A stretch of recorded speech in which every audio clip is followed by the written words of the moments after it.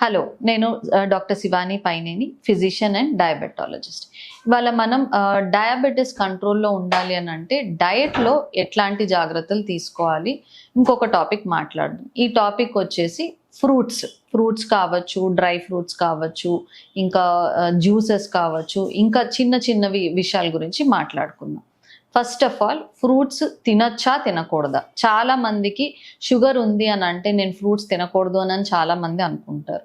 కానీ ఫ్రూట్స్ తినడం చాలా ముఖ్యం. డయాబెటీస్ ఉన్న వాళ్ళు ఖచ్చితంగా రోజు ఏదో ఒక పండు తీసుకోవడం అనేది చాలా ముఖ్యం. ఫ్రూట్స్ ఎందుకు తీసుకోవాలి? ఫస్ట్ థింగ్, దానిలో పీచు పదార్థం ఎక్కువగా ఉంటుంది. మనకి కూరగాయల్లో ఎలా అయితే పీచు పదార్థం ఎక్కువగా ఉంటుందో పండ్లలో కూడా పీచు పదార్థం ఉంటుంది. పీచు పదార్థంతో పాటు మనం ఫ్రూట్ తీసుకునేటప్పుడు అందులో చాలా రకాల విటమిన్స్, మినరల్స్ ఇవన్నీ ఉంటాయి. సో ఎప్పుడైతే మనం ఫ్రూట్ని ఎలిమినేట్ చేస్తామో మన డయట్లో నుంచి, ఈ విటమిన్స్, మినరల్స్ అనేవి చాలా మనం లూజ్ అవుట్ అవుతాం. మోర్ ఓవర్ ఒక్కొక్క ఫ్రూట్లో ఒక్కొక్క రకమైన వైటమిన్స్, ఒక్కొక్క రకమైన మినరల్స్ ఉంటాయి. సో మనం చూస్ చేసుకొని ఎటువంటి ఫ్రూట్స్ తినాలి, డయాబెటీస్ ఉన్న వాళ్ళు ఎలాంటి ఫ్రూట్స్ తినాలి, ఏ టైంలో తినాలి, ఎంత తినాలి అనేది జాగ్రత్తగా గమనించుకోవాలి.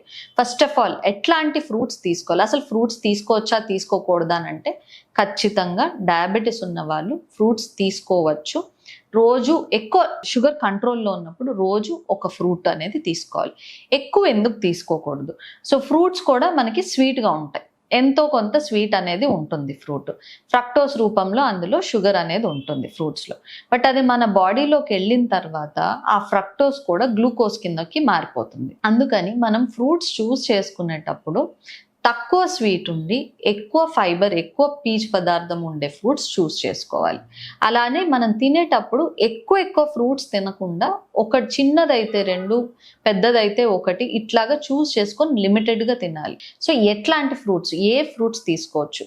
తక్కువ స్వీట్ ఉండి ఎక్కువ ఫైబర్ ఉండే ఫ్రూట్స్ లైక్ యాపిల్ కానివ్వండి, గ్రీన్ యాపిల్, పేర్, జామకాయ లాంటిది, దానిమ్మ పండు. దానిమ్మ పండులో కూడా గింజల్లో చాలా ఫైబర్ ఉంటుంది, తక్కువ స్వీట్ ఉంటుంది.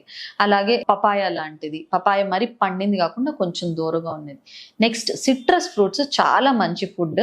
Because antioxidants, vitamin C ఉంటుంది కాబట్టి మంచి యాంటీ ఆక్సిడెంట్స్ ఉంటాయి. సో అది మనకి లివర్కి కానివ్వండి, డీటాక్స్కి కానివ్వండి చాలా బాగా పనిచేస్తుంది.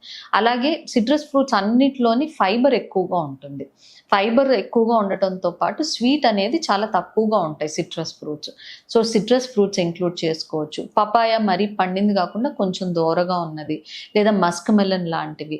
అండ్ ఇప్పుడు మనకి దొరుకుతున్న ఈ డ్రాగన్ ఫ్రూట్ కానివ్వండి, కివి కానివ్వండి, లిచీ కానివ్వండి, ఇట్లాంటి ఫ్రూట్స్ మనం ఇంక్లూడ్ చేసుకోవచ్చు. మన ఆంధ్ర తెలంగాణలో దొరికే మన మంచి ఫ్రూట్స్, మనకి డయాబెటీస్ కి చాలా మంచి చేసే ఫ్రూట్స్ ఏంటంటే బెర్రీస్, నేరేడు పండ్లు అంత తీపి ఉండదు, వగరు ఉంటుంది, బోల్డ్ అంత పీచు పదార్థం ఉంటుంది.